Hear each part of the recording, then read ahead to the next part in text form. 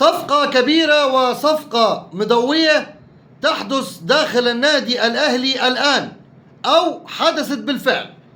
صفقة كبيرة من نادي كبير اسمه النادي الأهلي والتوأمة، وتوأم النادي الأهلي نادي سيراميكا كليوباترا. صفقة كبيرة قام بها الكابتن محمود الخطيب بضم 2 لعيبة وبيع 2 لعيبة لنادي سيراميكا، وكده بيقطع الطريق عن نادي الزمالك تماما. بسم الله والصلاة والسلام على رسول الله. السلام عليكم ورحمة الله وبركاته. لايك وشير وصلي على حبيبك وشفيعك سيدنا محمد صلى الله عليه وسلم. جمعة مباركة عليكم، جمعة مباركة على الجميع. الأهلي يسكت ما بيسكتش، الأهلي يهدى ما بيهداش يا ولد عمي، شغال تدعيمات.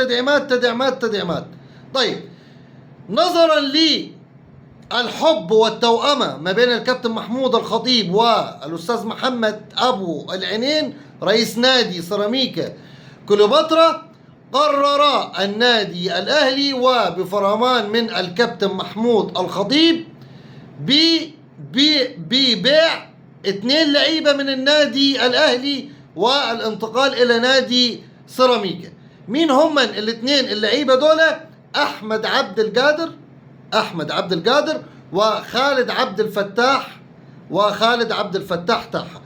ال2 دول انتقلوا رسميا وبيع نهائي إلى نادي سيراميكا في مقابل أحمد رمضان بيكهام. كلكم عارفين إن هو جاي إعارة لمدة موسم، وحتى العقود ما اتمضتش، حتى عقود الإعارة ما اتمضتش ما بين النادي الأهلي وما بين نادي سيراميكا. أنا بقول لك توأمة، وأنا بقول لك النادي الأهلي رقم 2 عشان ال2 بتربطهم علاقة طيبة وعلاقة كبيرة جدا جدا، وخصوصا الكابتن علي ماهر، وخصوصا في تواجد الكابتن علي ماهر الأهلاوي، وحط تحتيها مليون خط، بيشوف اللعيبة الكويسة وبيرشحها للنادي الأهلي.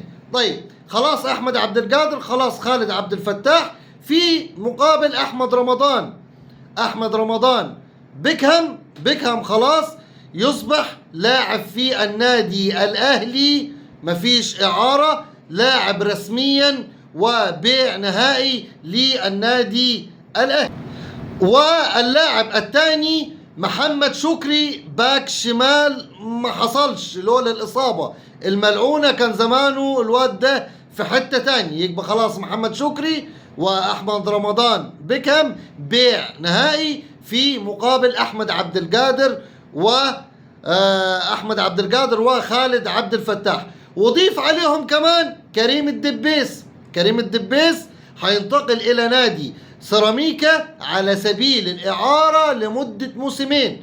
كلكم عارفين إمكانيات كريم الدبيس باك ليفت هايل، بس للأسف ملهوش مكان حاليا داخل النادي الأهلي، فحيطلعوه إعارة، والواد لسه صغير، لسه حيروح يستوي وحيتألق وحيرجع النادي الأهلي. أنا شايفها صفقة كبيرة، صفقة فيها من التفاهم من مجلس الكابتن محمود الخطيب والأستاذ محمد أبو العينين، صفقة كبيرة جدا. أحمد رمضان بيكهام كلكم عارفين، وخلاص النادي الأهلي مش هيستغنى عنه، الواد ده هيبقى أحسن مدافع في مصر.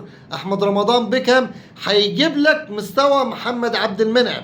محمد شكري كلكم عارفين النادي الأهلي عاوز باك ليفت سريع ومهاري ويصنع لك ويصنع الفارق، فمش هيلاقي أحسن من محمد شكري. مبروك لي جمهور النادي الأهلي الصفقتين التقال دولة، وبكده النادي الأهلي يقطع الطريق على نادي الزمالك في انتقال أحمد عبد القادر. كلنا سمعنا أقاويل إن أحمد عبد القادر ممكن يروح يلعب في نادي الزمالك. النادي الأهلي طبطب عليه قال له تعالى ارجع اتمرن معايا، وباعوا لنادي سيراميكا. كده الأهلي كسب، يعني كسب في بيع أحمد عبد القادر، وكسب إن هو أحمد عبد القادر ما يروحش نادي الزمالك. نادي سيراميكا السنة اللي جاية هيكون خصم قوي وعنيد لمين؟ لا للأهلي ولا لبيراميدز، هيكون خصم عنيد وقوي لنادي الزمالك، وربنا يستر على الكونفدرالية. سلام عليكم.